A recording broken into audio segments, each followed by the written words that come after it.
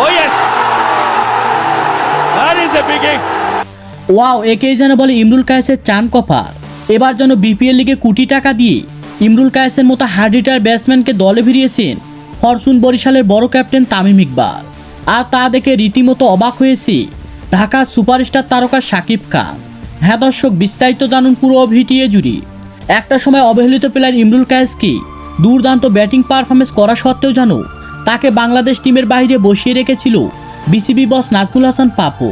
হাজারো কোটি ভক্ত সমর্থকরা চেষ্টা করেও জানো ইমরুল কায়েসের মতো হার্ড হিটার ব্যাটসম্যানকে ফেরাতে পায়নি বাংলাদেশ টিমে।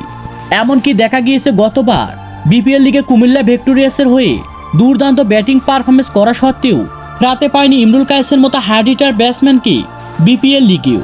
এরপর থেকে যেন বাংলাদেশ টিমের বাইরে বসে থেকে একের পর এক দিন কাটাতে হয়েছে ইমরুল কায়েসের মতো হার্ড হিটার ব্যাটসম্যানের।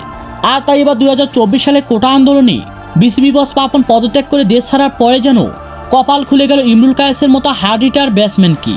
তাকে যেন কোটি টাকা দিয়ে বিপিএল লিগে ভিড়িয়েছেন ফরচুন বরিশালের বড় ক্যাপ্টেন তামিম ইকবাল।